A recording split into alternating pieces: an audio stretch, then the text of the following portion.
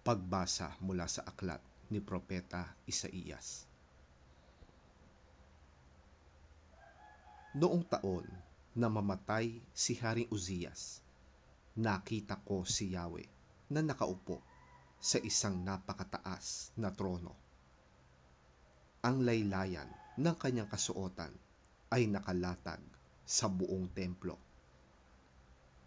May mga serapin sa kanyang ulunan at ang bawat isa'y may 6 na pakpak.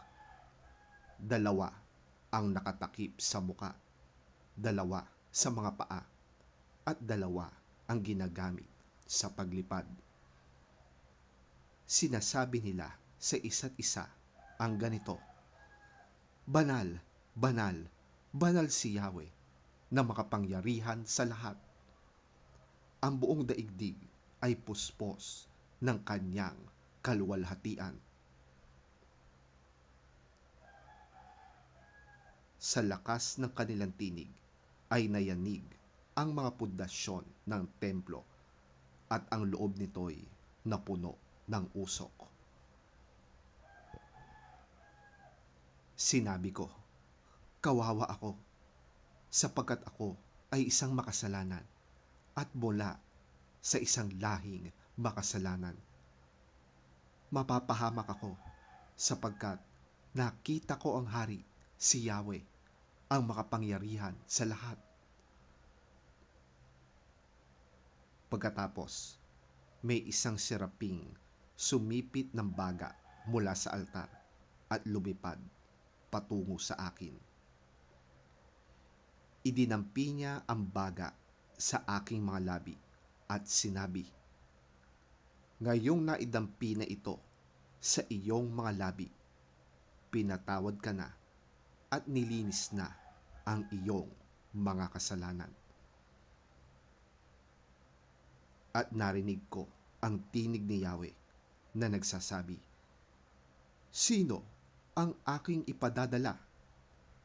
Sino ang magpapahayag para sa atin? Sumagot ako, narito po ako.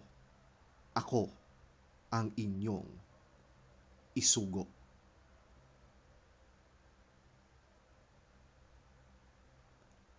Ang salita ng Diyos. Salamat sa Diyos.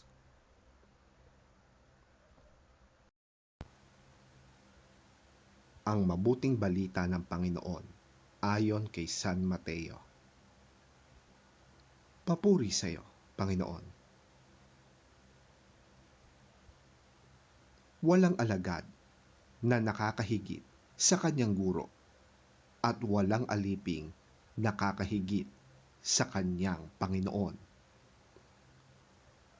Sapat nang matulad ang alagad sa kanyang guro at ang alipin sa kanyang Panginoon.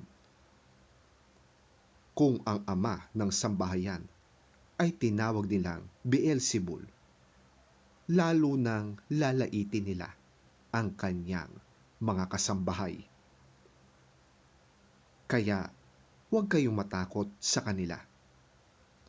Walang natatago na di malalantad at walang nalilihim na di mabubunyag. Ang sinasabi ko sa inyo sa dilim ay ulitin ninyo sa liwanag. At ang ibinubulong sa inyo ay inyong ipagsigawan sa lansangan. Huwag ninyong katakutan ang pumapatay ng katawan, ngunit hindi naman nakakapatay ng kaluluwa. Sa halip, ang katakutan ninyo ay ang Diyos na may kakayahang pumuksa ng katawan at kaluluwa sa impyerno.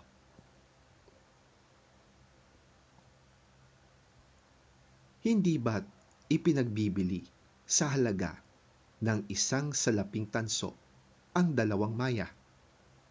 Gayunman, kahit isa sa kanila'y hindi nahuhulog sa lupa kung hindi kalooban ng inyong Ama. At kayo, maging ang buhok ninyo'y bilang niyang lahat Kaya huwag kayong matakot. Higit kayong mahalaga kaysa maraming maya. Ang sinumang kumilala sa akin sa harapan ng mga tao ay kikilalanin ko rin naman sa harapan ng aking amang nasa langit. Ngunit ang sinumang ikahiya ako sa harap ng mga tao ay ipapahiya ko rin sa harap ng aking ama na nasa langit.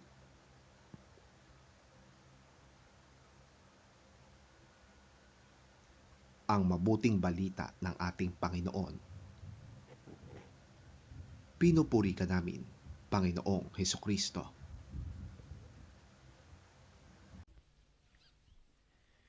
A student is not above his teacher, nor a servant above his master. It is enough for the student to be like his teacher, and the servant like his master. If the head of the house has been called Beelzebub, how much more the members of his household? So do not be afraid of them. There is nothing concealed that will not be disclosed, or hidden that will not be made known. What I tell you in the dark, speak in the daylight. What is whispered in your ear, proclaim from the roofs. Do not be afraid of those who kill the body but cannot kill the soul. Rather, be afraid of the one who can destroy both soul and body in hell.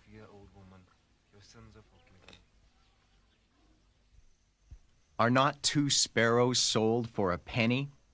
Yet not one of them will fall to the ground apart from the will of your Father, and even the very hairs of your head are all numbered. So don't be afraid. You are worth more than many sparrows. Whoever acknowledges me before men, I will also acknowledge him before my Father in heaven. But whoever disowns me before men, I will disown him before my Father in heaven.